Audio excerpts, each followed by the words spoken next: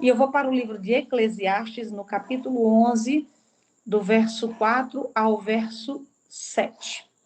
Amém? Vou ler aqui a palavra do Senhor, que diz assim: quem somente observa o vento nunca semeará, e o que olha para as nuvens nunca cegará. Assim como tu não sabes qual o caminho do vento, nem como se formam os ossos no ventre da mulher grávida, assim também não sabes as obras de Deus, que faz todas as coisas. Semeia pela manhã a tua semente e à tarde não repouses a mão, porque não sabes qual prosperará, se esta, se aquela, ou se ambas igualmente serão boas. Doce é a luz e agradável aos olhos ver o sol. Ainda que o homem viva muitos anos, regozije-se em todos eles. Contudo, deve lembrar-se de que há dias de trevas, porque serão muitos. Tudo quando procede é vaidade. Louvado e engrandecido o seu nome, Jesus. Eu fiquei com essa palavra no meu coração uns dias atrás, num culto de doutrina, numa leitura que foi feita, principalmente nesse verso 8, né? Que fala, ainda que o homem viva muitos anos, regozije-se em todos eles. Contudo, deve lembrar-se de que há dias de trevas, porque serão muitos. Tudo quanto sucede é vaidade. E trazendo aqui Eclesiastes, eu gosto de pegar um pouquinho da história, não me prender à história do passado, porque toda a Bíblia, eu costumo dizer que a Bíblia é uma verdade prática. Deus não quer só que eu entenda o que aconteceu com aquele povo, mas quem é Deus na vida, seja lá de quem for, em qual tempo for, e seja o que for que estiver acontecendo. Então, verdade prática, por quê? Porque eu posso pegar a lição de vida que foi nessa época com essas pessoas e trazer para o meu dia a dia atual. Isso não é distorcer a palavra de Deus. Distorcer é trazer algo no meu benefício, né? Mas é para que eu compreenda, quando você se sente inserido, incluído na história, e que aquela situação encaixa-se em algo que você esteja vivendo, isso é verdade prática. Não é? Então, Eclesiastes, traduzindo aqui para a nossa língua, quer dizer pregador. O título é o quê? É aquele que reúne em uma assembleia, é um pregador. Né? Autor, o próprio Salomão. Embora estudiosos fiquem aí perdendo tempo com discussões, Salomão escreve isso mais ou menos no século X antes de Cristo. Por que eu estou falando isso? Só para a gente se situar.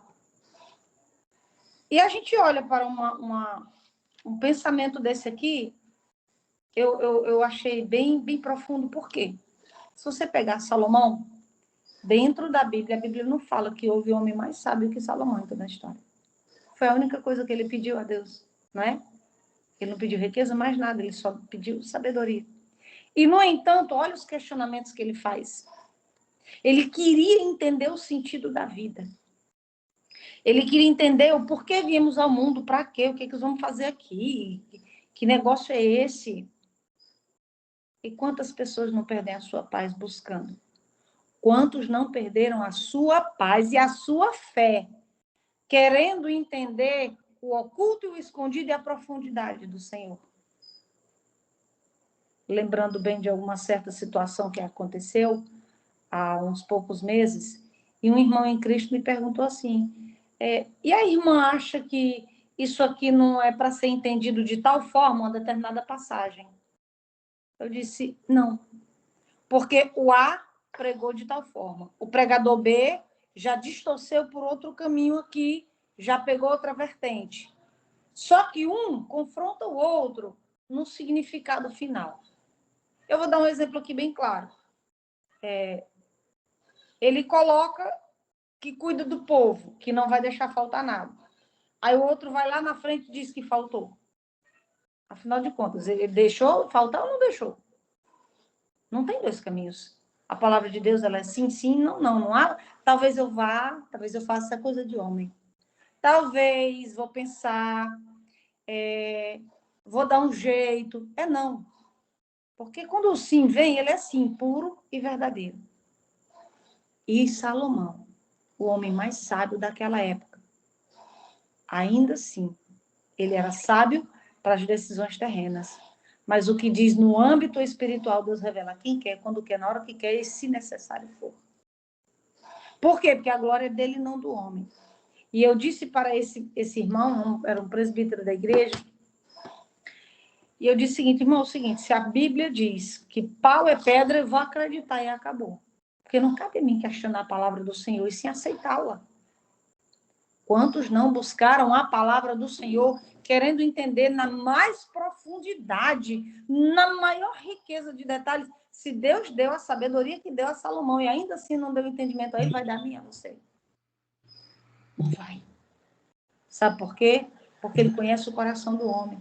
O contexto dessa história aqui, dessa situação aqui do livro, o plano de fundo do livro de Eclesiastes é um contexto educacional, é para ensino. Veja bem que ele diz, quem somente observa o vento nunca semeará. Quem fica ali de braços cruzados, só olhando, o que produzirá? O que alcançará? O que colherá, se ele não plantou nada? O que olha para as nuvens nunca cegará. É descruzar os braços. É construir algo. Lembre que desde a criação do mundo, Deus incumbiu o homem de fazer determinadas tarefas. Não porque ele precise do homem, mas porque nós precisamos nos sentir úteis. Deus não precisa da Adriana para levar a palavra para ninguém. Sou eu que tenho que me sentir honrada em ter essa oportunidade. Por quê? Porque se eu calar minha boca, ele levanta outro e faz. Ele fala na boca de uma jumenta hoje, se for preciso. Como ele fez há uns anos atrás. Entende? Nós precisamos abrir a nossa boca, ao invés de simplesmente murmurar e dizer que não temos nada, não alcançamos nada, não realizamos nada, nós tiramos as mãos do bolso. Nós descruzamos os nossos braços, deixamos de simplesmente olhar o vento, tomamos uma atitude. Temos outras situações aqui, por exemplo, um propósito. Para que ele escreveu, então, o livro de Eclesiastes? No livro de Eclesiastes, ele registra aqui algumas observações na busca pelo sentido da vida, como eu bem já citei. E ele concluiu que, sem Deus, a sabedoria humana não passa de vaidade. É vazio. É nada. É nada. Eu lembro bem quando eu fui convidada na igreja para ministrar numa aula de escola bíblica. Aí eu sou professora na vida secular, trabalho com ensino médio, jovens. E quando eu fui convidada, o pessoal da igreja fica, é fácil, porque ela já é professora e não sei o quê, então já tem a didática. Eu digo, aí é onde a gente se engana. Sabe por quê? Porque a palavra de Deus, ela é espiritual. E se eu não for espiritual, eu não vou compreendê-la. Então, como é que eu vou ensinar algo que eu não vivo? Como é que eu vou ensinar algo que eu não compreendo? Eu vou ensinar a ler um livro. Uma aula de história basicamente limpa e seca como qualquer outra história. A Bíblia é o livro de história mais antigo do mundo. É a Bíblia. É um livro de pesquisas, inclusive, para cientistas, historiadores e outros tantos. Se fosse por diploma, não haveriam cientistas, doutores, PhD, ateus. Então, o ensinar a palavra de Deus, ele é muito mais espiritual do que intelectual. É bem mais. Não é à toa que quase todos os homens que Jesus separou para andar com ele eram pessoas comuns. Tirando de Lucas, que era doutor, ninguém vê cargo muito elevado dos outros, não. Eram pessoas simples. Por quê? Porque o simples atinge a maioria. Paulo era altamente preparado, um homem que falava várias línguas, conhecia a lei de ponta a ponta, um homem intelectualmente preparado. Mas ainda assim ele reconheceu e disse, se eu vou falar de um jeito bem popular, se eu sentar com pessoas comuns, eu vou falar de maneira comum. Se eu sentar com os doutores, eu vou falar de uma forma mais culta. Por quê? Porque o importante é que a palavra seja lançada, semeada, plantada nos corações. Então, Salomão, em sua pequenez que ele reconhecia. Ele não se achava o sábio que a história conta que ele era. Não se achava. Senão ele não teria cometido tantos embaraços, né? Assim como tu não sabes o caminho do vento, nem como se formam os ossos do ventre da mulher grávida, assim também não sabes as obras de Deus, que faz todas as coisas. Entende? Quantas vezes você lê uma passagem como essa? Ah, eu leio a Bíblia todos os anos, eu leio ela todinha. Tá, mas quanto dela você conseguiu internalizar no seu ser, no seu coração? De verdade, compreender o que ela quis dizer? Porque à medida que eu leio, dependendo do que eu esteja vivendo, Deus se revela. Deus mostra. Eu já passei por essa mesma passagem aqui, lendo outras vezes, e não, sabe, eu nem lembro o que eu li. Mas quando mais você precisar, Deus vai lá, na mesma passagem, que você já caminhou, já percorreu várias vezes, e abre o teu entendimento. Não procure entender detalhes sobrenatural. Vive, aceita, agradece, glorifica. É só o que Deus quer da nossa parte. Creia tão somente. Creia tão somente. Veja que Jesus andou aquele período de 3 anos ali, fazendo milagres e maravilhas, e ainda assim tinha que chegar perto dele aqui, faz aí um milagre para me ver. Como se ele não tivesse feito nenhum. O próprio Tomé, depois do Cristo ressurreto, que viu as maravilhas que ele fez, abriu a boca para dizer, só creio se eu ver ele aqui. E tocar nas chagas dele. Entende? O quão complexo é, se a gente quiser que seja.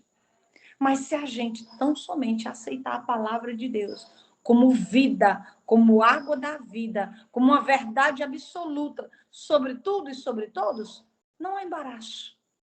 Ao contrário, a paz.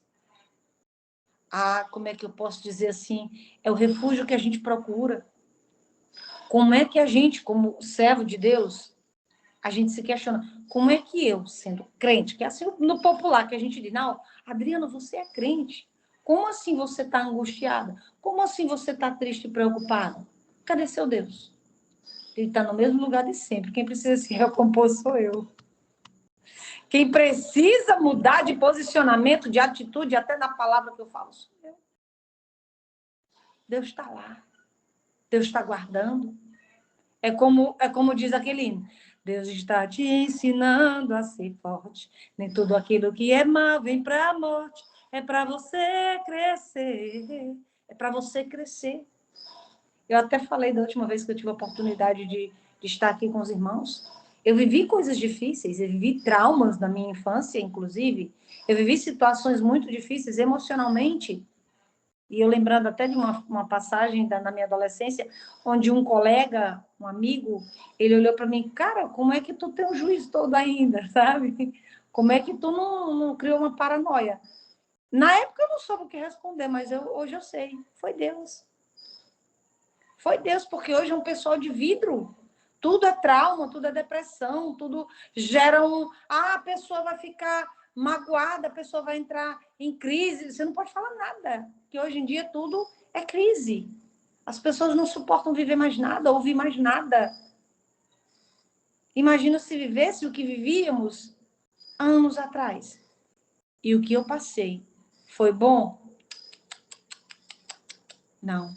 Mas fez-me ser a pessoa que eu sou hoje, a mulher que eu sou hoje, a mãe que eu sou hoje, a serva de Deus que eu sou hoje. Sabe? Eu não tolero uma pessoa que tudo que você fala, ela diz, não consigo, não dá, não dá certo, não. Nenhuma ideia dá certo, nenhum caminho dá certo, tudo é difícil. Que eu digo assim, não quero, é mais bonito. Não quero é mais bonito.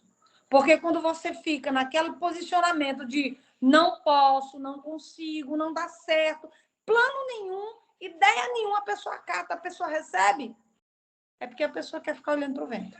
Eu digo dessa forma. Eu vejo dessa forma, se eu estiver errado, eu sempre peço a Deus, Deus, me corrige, muda o meu jeito se lhe apraz.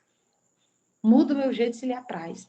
Por quê? Porque a tua palavra, ela diz que eu teria aflições, mas também que o Senhor já tinha vencido o mundo por mim.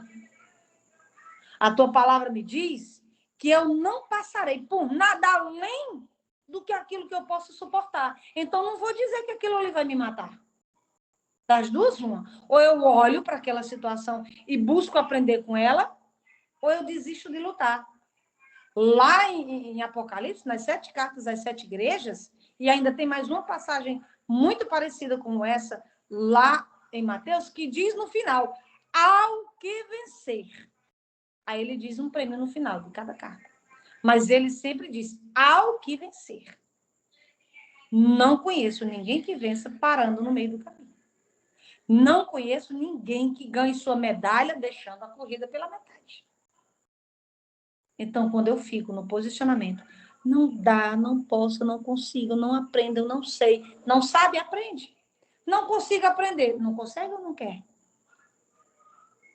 Entende? Então, Salomão tentou... Eu sei que algumas coisas aqui não estão dentro do contexto de Salomão, mas Deus fez me trazer a lembrança, eu estou falando aqui. Tudo é uma questão de posicionamento. Posicione-se. Decida. Eu não sei, mas Deus vai me ensinar. Eu não tenho força, mas Deus vai me dar. Eu não tenho os meios, mas Deus vai enviar. Preste atenção que as pessoas que se propõem a ficar no lugar onde Deus determinou para ele, nada falta. Ah, é tudo fácil. Mentira. Tem doenças, tem problemas, tem perseguições. Às vezes pode faltar uma coisa aqui, outra ali, mas você não morre. E quando você menos esperar, o socorro vem, a providência vem, a ajuda vem. É assim. Sempre vai ter um Sambalate e um Tobias no nosso caminho, até mais. Porque além de vida, vão contaminar os que já estão.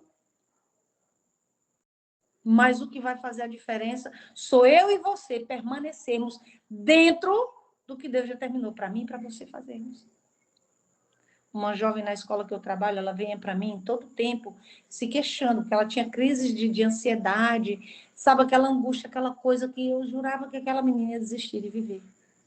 Ainda está num caminho muito tortuoso. Mas ela, tia, eu já tentei de tudo, tia, isso uma moça, uma adolescente. Tia, eu já tentei de tudo, tia, nada dá certo. Tia, sim, mas o que você tentou? Olha o que a moça tentou. Festas, bebedeiras, namoricos com um com o outro e sabe lá mais com quem. Relacionamentos aí que não agradam a ninguém, que dirá a Deus. E sabe-se lá Deus se não chegou a usar drogas. Aí eu disse, tem certeza que esse é o caminho? Agora deixa eu te fazer uma pergunta. Tu já parou para pensar na tua vida profissional? O que tu quer fazer da tua vida? Ela, não. O que tu quer estudar? Se é que você quer estudar alguma coisa? Ela, não. Pensou se vai querer ou não ter uma família? Você sabe, você ter sua casa, seu marido, seus filhos. Já pensou nisso? Ela, não. Ou seja, eu só colocando ideias de futuro na vida dela, sabe?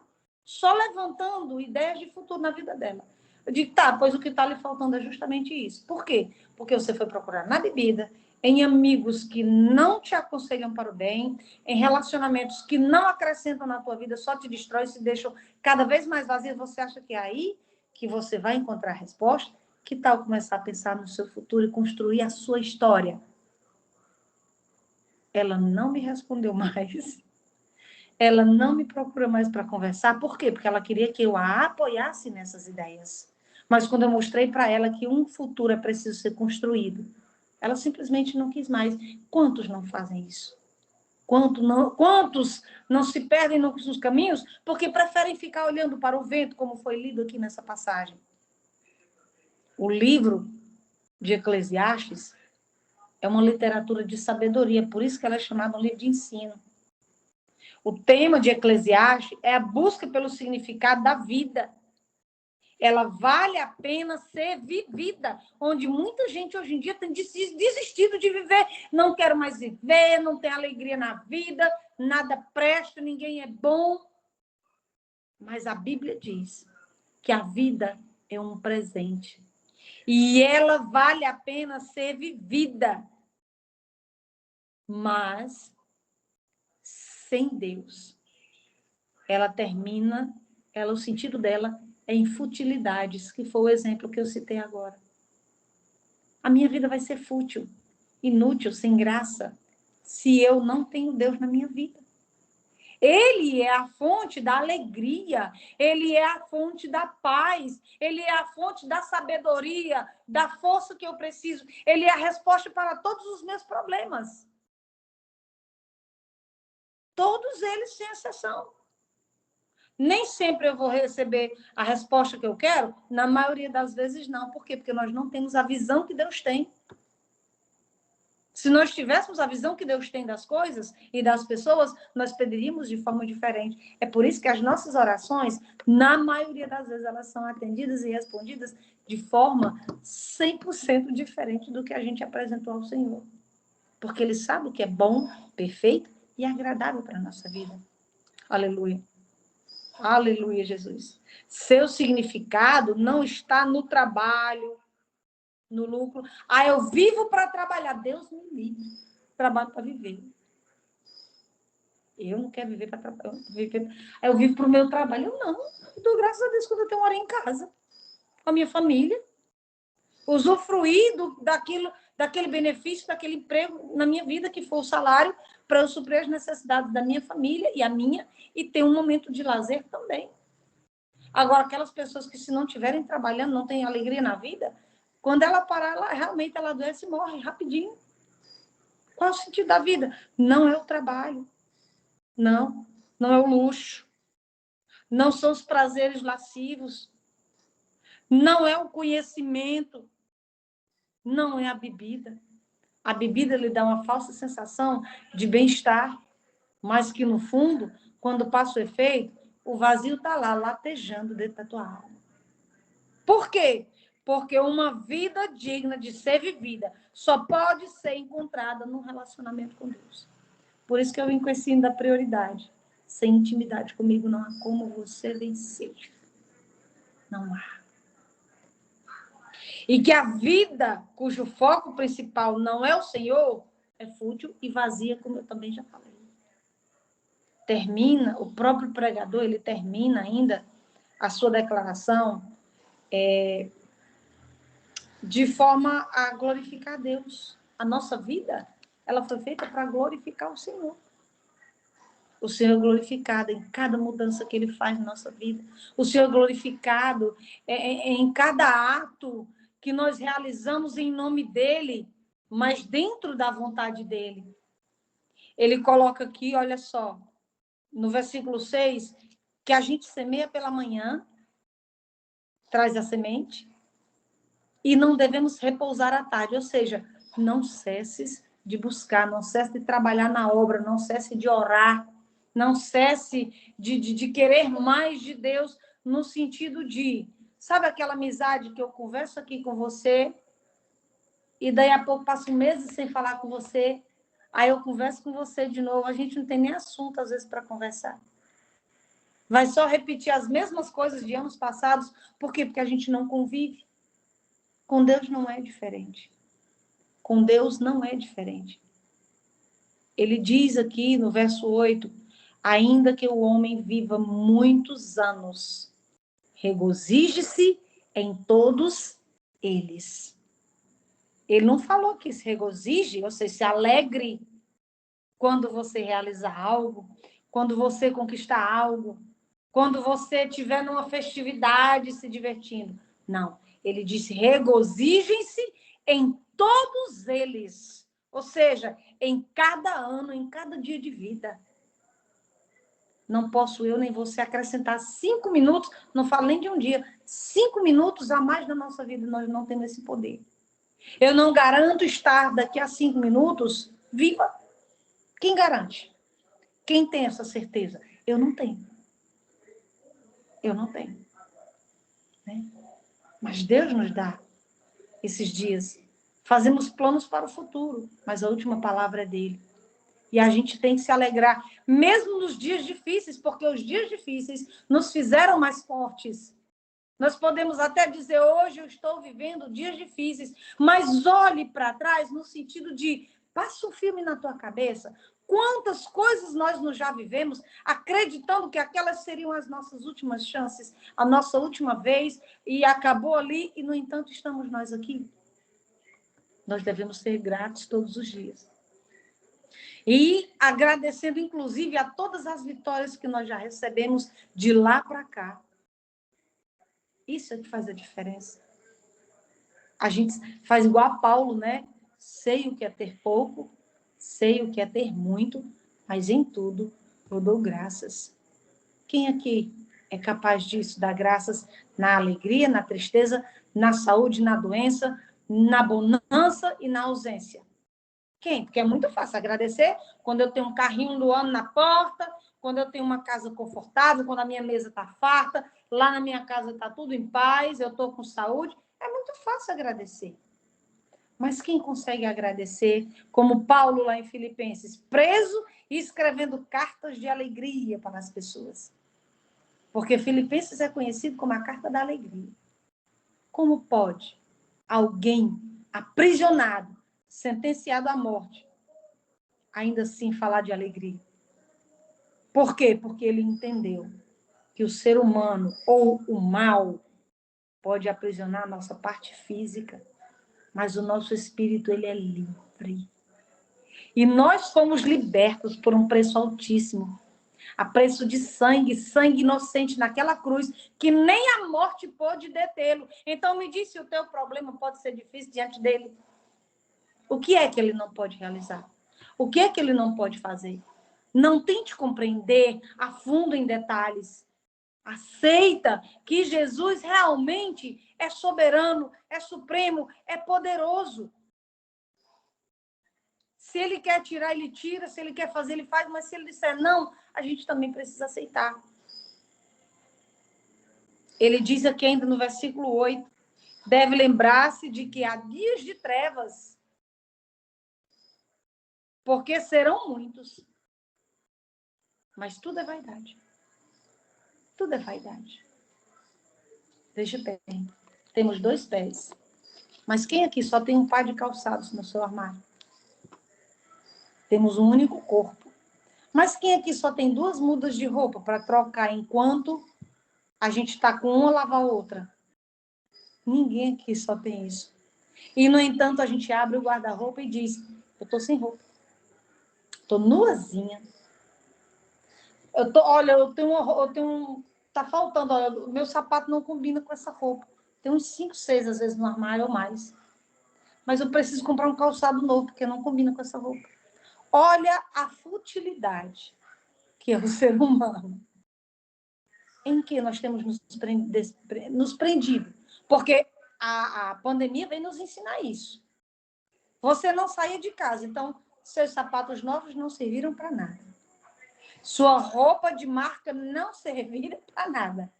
Felicidade era ter comida na mesa de saúde. Só. Mais nada. A gente não precisou de mais nada durante mais de um ano, presos dentro de casa. E será que ainda estamos lembrando de tudo que foi vivido e dando glória a Deus? Será? O que nós precisamos é não questionar a Deus. Tem um hino chamado Questiona ou Adora. Questiona ou adora. Qual é a sua decisão? Você quer questionar o Senhor ou você quer adorar? Eu digo para vocês, eu tenho uma doença rara, genética, incurável para a humanidade. Até hoje, Deus não quis me curar. Então, estou tirando proveito dela, sabe? Eu estou tirando proveito. Tem alguns benefícios que são oferecidos pelo governo, inclusive. Eu poderia estar aposentada por auxílio-doença. Não quero, porque ganha pouco. Eu até brinco na escola onde eu trabalho. Eu digo, olha, meu querido, é o seguinte, eu sou uma mulher cara. Eu gosto de qualidade de vida. O salário mínimo não paga a minha comida. Eu gosto de comer bem. Então, se eu posso trabalhar, eu vou. Eu vou estar tirando a vaga de quem realmente está prostrado em casa. Tem os probleminhas aqui, ali mas não vivo contando isso em lugar nenhum. Às vezes eu falo como testemunho. sabe? Então, eu vou tirar dessa situação lição de vida. Isso não me matou, não me destruiu. Eu estou aqui firme e forte. Por quê? Porque eu sou forte? Não. Porque Deus é a minha força. Eu sou um caquinho de vaso, um caquinho. Mas Deus vai lá, na sua misericórdia, e cuida. Eu até falei da primeira live que eu participei, eu estava internada quando eu dei o sim. E eu disse, Jesus, eu vou ficar boa porque eu vou participar desta live. E durante a internação, Deus me deu a palavra. De uma live aí, com a irmã, inclusive, Eline, né? Na dependência dele. Deus me deu essa palavra enquanto eu estava internada. Ninguém sabia que eu estava doente. Dependa do Senhor. Ah, mas é que eu não estou vendo nada acontecer. Você não precisa ver para acontecer. Muitas vezes nós só vamos ver a coisa já realizada. Nem sempre nós vamos ver o processo. Nem sempre. Há coisas que nós já vamos receber prontas. Adão, quando foi colocado no Jardim do Éden, ele recebeu o jardim pronto. Da única incumbência que Deus deu a ele foi, ó, bota aí o nome desses animais. Ele não precisava de Adão para nada. Mas para que Adão se sentisse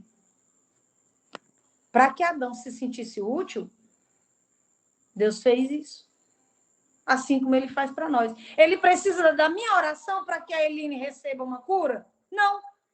Mas ele me permite para que eu faça parte do milagre e para que a minha vida seja edificada, a minha fé seja aumentada.